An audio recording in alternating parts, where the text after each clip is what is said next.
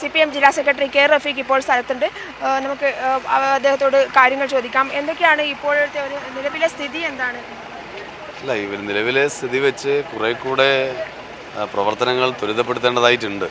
ഇപ്പോൾ നമുക്കറിയാം, മണ്ണ് വലിയ രൂപത്തിൽ ഇടിഞ്ഞതാണ്. പക്ഷേ ഈ വഴിയിലുള്ള മണ്ണൊഴികെ ഈ സൈഡിലൊക്കെ വന്നിട്ടുള്ള മണ്ണുകളൊന്നും നിലവിൽ നീക്കാൻ കഴിഞ്ഞിട്ടില്ല. ഇപ്പോൾ 24 മണിക്കൂർ കഴിഞ്ഞിരിക്കുന്നു.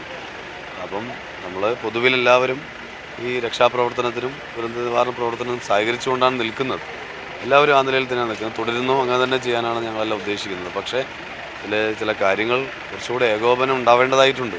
സാധാരണഗതിയിൽ ഇങ്ങനെയൊരു ദുരന്തമുണ്ടായാൽ കൃത്യമായ ഏകോപനം ഉണ്ടാവാറുണ്ട്. ആ നിലയിലുള്ള ഏകോപനം ഇവിടെ കാണുന്നില്ല എന്നാണ് നമുക്ക് മനസ്സിലാക്കാൻ കഴിയുന്നത്. കാരണം മണ്ണുൾപ്പെടെ നീക്കിയാലാണ് എത്ര പേർ അതിൻ്റെ അകത്തുണ്ടെന്നുള്ളത് വ്യക്തമായി മനസ്സിലാക്കാൻ വേണ്ടി കഴിയുള്ളൂ. ഇപ്പോൾ റോഡിലെ മണ്ണ് മാത്രമാണ് നീക്കപ്പെട്ടിട്ടുള്ളത്. 2 സൈഡിലുള്ള മണ്ണുണ്ട്. അത്തരം കാര്യങ്ങൾ നീക്കിയിട്ടില്ല. അത് അടിയന്തരമായി നീക്കണം. അതിനൊക്കെയുള്ള ഒരു ഏകോപനം കുറേ കൂടെ ശക്തിപ്പെടുത്തണം. എല്ലാ പിന്തുണയും പ്രതിപക്ഷ പാർട്ടികൾ എന്ന നിലയിൽ നമ്മളെല്ലാ ഭാഗത്തുണ്ട്. സന്നദ്ധ സംഘടനകളുടെ ഭാഗത്തുണ്ട്, CPMൻ്റെ ഭാഗത്തുണ്ട്. എല്ലാവരും ചേർന്നുകൊണ്ട് തന്നെ ഈ പ്രവർത്തനം നടത്തുന്നുണ്ട്. പക്ഷേ കുറേ കൂടെ ഏകോപനം അനിവാര്യമാണ്. ഉപകരണങ്ങൾ അതെ, അത്തരത്തിലുള്ള സംവിധാനങ്ങളൊക്കെ എത്തിക്കേണ്ടത് സർക്കാരാണ്.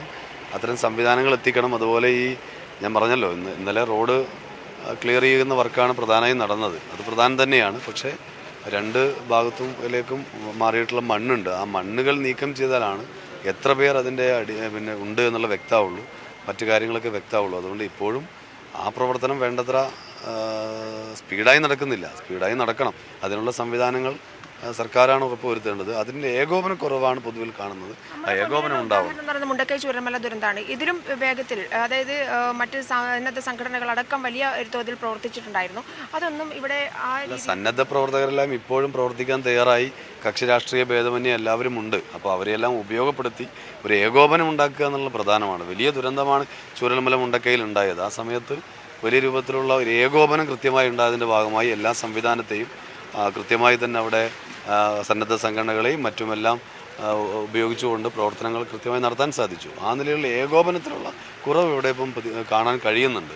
കാരണം ഞാൻ പറഞ്ഞല്ലോ, ഈ പ്രദേശത്ത് കെട്ടിക്കിടക്കുന്ന ആ മണ്ണ് നീക്കാനുള്ള പ്രവർത്തനമാണ് അടിയന്തരമായി നടത്തേണ്ടത്. അതിൻ്റെ അടിയിൽ എന്താണ് സ്ഥിതി എന്ന് അറിയണമെങ്കിൽ അതിൽ എത്ര പേരെന്നുള്ളതിൽ തന്നെ അവ്യക്തതയുണ്ട്. കാരണം ഇവിടെ 5 പേരുടെയാണ് കൊങ്കൺ അവരുടെ ഭാഗമായി പറഞ്ഞത്. പക്ഷേ അല്ലാത്തവരുണ്ടോ, എങ്ങനെയാണ് സ്ഥിതി എന്നൊന്നും നമുക്കറിയില്ല.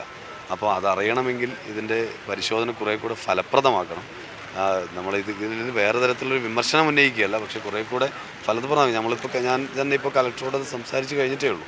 അപ്പോൾ അതിനുള്ള ഏകോപനക്കുറവ് നിലനിൽക്കുന്നുണ്ട്. ആ ഏകോപനം ശക്തിപ്പെടുത്തിക്കൊണ്ട് അടിയന്തരമായി തന്നെ അത്തരം പ്രവർത്തനം നടത്തണം.